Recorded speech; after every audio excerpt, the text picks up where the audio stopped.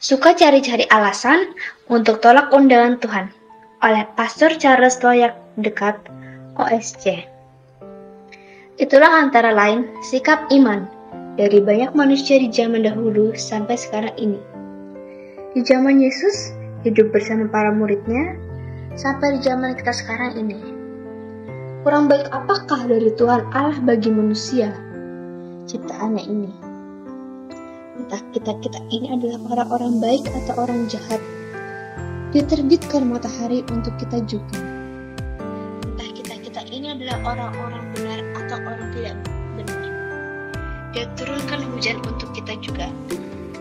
Berdasarkan Matius 5 ayat 45. Tuhan tidak pernah menghitung-hitung kebaikan dan kesalahan kita, lalu membagi-bagi rahmat-Nya pada kita berdasarkan perhitungan itu. Itu pasti kebiasaan manusia, bukan kebiasaan Tuhan.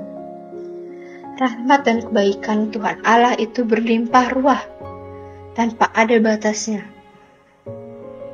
Tersedia bagi semua orang. Tuhan Maha Baik, Maha Rahim. Kenapa manusia masih selalu saja ada alasannya untuk menolak undangan Tuhan? Undangan yang datang hari demi hari selama di dunia ini. Apa sesungguhnya maunya manusia itu? Suka mencari-cari alasan untuk menolak undangan Tuhan. Padahal, mereka diundang justru untuk menikmati rahmat dan berkat-Nya. Yesus menegaskan lagi kondisi memprihatinkan ini dalam kisah undangan ke perjamuan nikah.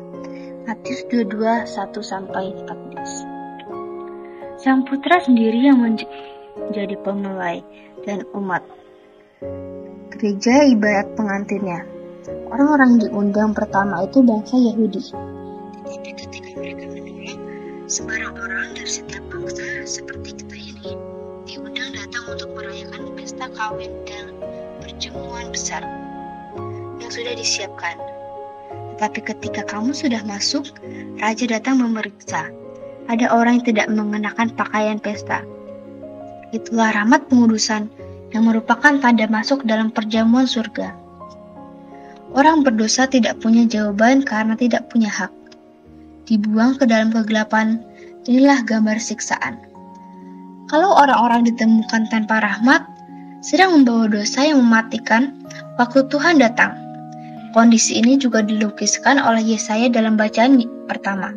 Yesaya 25, 6-10. Orang berdosa yang dilukiskan Yesus itu bisa saja termasuk diri kita yang selalu saja punya alasan untuk menolak undangan Tuhan selama ini. Mungkin ada yang bertanya kapan Tuhan mengundang kita dalam pesta perjamuan. Jawabannya adalah setiap hari. Lewat peristiwa hidup yang kita alami, setiap hari atau sekurang-kurangnya setiap minggu kita semua diundang untuk menghadiri pesta perjamuan Tuhan dalam perayaan Ekaristi di gereja. Allah sendiri yang siapkan hidangan rohani untuk kita semua.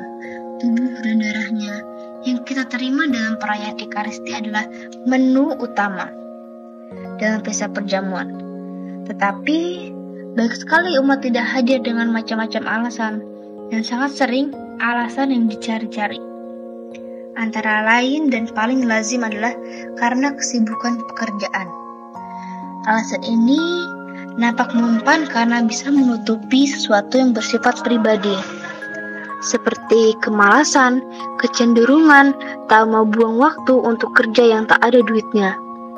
Lebih suka melakukan hobi dan kesenangan pribadi daripada sibuk di gereja dan di lingkungan, dan masih banyak lagi alasan. Seluruh sifat pribadi yang coba dibungkus itu mewakili suatu sikap iman yang memprihatinkan, ialah sikap sombong. Manusia sombong dan angkuh, malahan sombong di hadapan Tuhan Allah.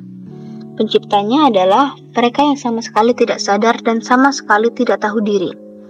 Mereka itu sekarang terancam dibinasakan jiwa dan raganya, karena mereka hanya mau menerima rahmat dan kebaikan Tuhan, yang rasanya manis, enak dan mudah diperoleh.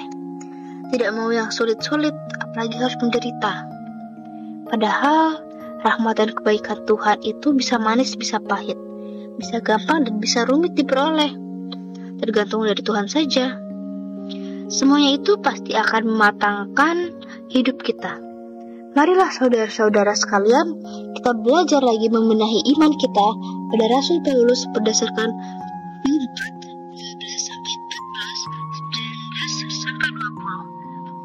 19-20. Paulus sangat meyakini bahwa Allah senantiasa memperhatikan umatnya yang selalu setia mengikutinya. Dia menolak undangannya, kendati harus banyak penderita. Amin. Selamat hari Minggu biasa. Tuhan memberkati selalu.